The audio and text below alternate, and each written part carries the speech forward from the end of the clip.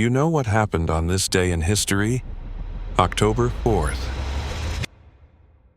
Quick events of the day. 1960, Eastern Airlines. Flight 375. Crash. The plane went down shortly after takeoff from Boston's Logan Airport, killing 62 people. 1957, launch of Sputnik 1. The Soviet Union sent the first artificial satellite into orbit, marking the dawn of the space age.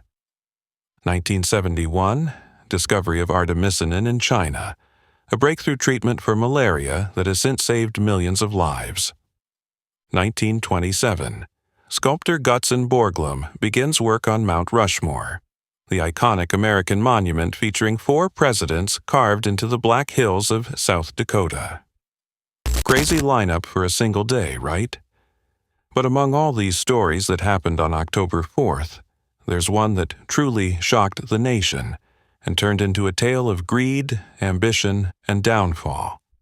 The Loomis Fargo Heist. The Loomis Fargo Heist, 1997.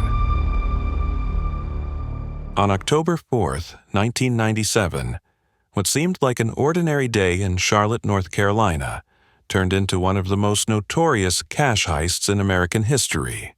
The company at the center of it all was Loomis Fargo and Company, responsible for handling and transporting bank cash deposits. But that night, the company made headlines not for its services, but for losing $17.3 million in cash, stolen from its own vaults. At the time, it was the second largest cash robbery ever in the United States. News spread quickly, shocking banks, law enforcement, and the public with the sheer audacity of the theft. The inside job. The mastermind was David Scott Gant, a vault supervisor at Loomis Fargo. Dissatisfied with his job, underpaid, and dreaming of escape from routine life, he was drawn into a plan when he reconnected with former co-worker Kelly Campbell. Campbell introduced him to her friend Steve Chambers, a fast-talking schemer who promised a glamorous life if the heist succeeded. The trio began months of secret conversations, often meeting late at night in diners or quiet living rooms, sketching out possibilities. They studied how money was stored, when guards rotated shifts, and how the security cameras were monitored. They believed Gant's insider knowledge of security codes and camera schedules gave them the perfect advantage. To Gant, it felt like a once-in-a-lifetime chance to break free from mediocrity. To Chambers, it was an irresistible jackpot waiting to be taken. The heist. On the night of October 4th, Gant waited until most colleagues had gone home.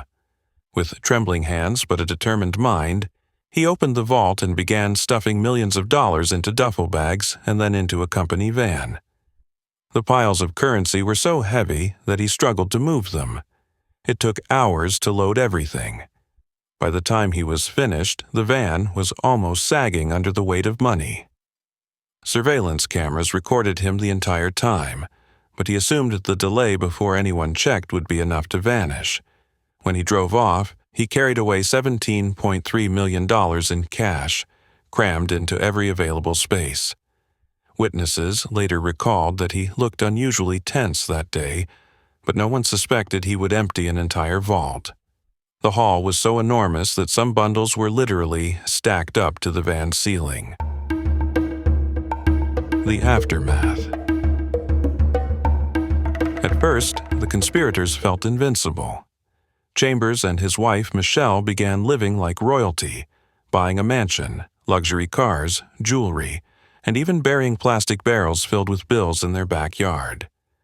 Their sudden wealth was so obvious that neighbors nicknamed them the Beverly Hillbillies. Gant, meanwhile, fled to Mexico with just $50,000 and a promise that more would be delivered later. He spent his days lounging at beach resorts, nervously waiting for word from his partners. But Chambers grew greedy and paranoid, delaying payments and even considering eliminating Gant to keep a larger share. Meanwhile, Campbell struggled with the stress of being in over her head. The group's lack of subtlety quickly raised suspicion.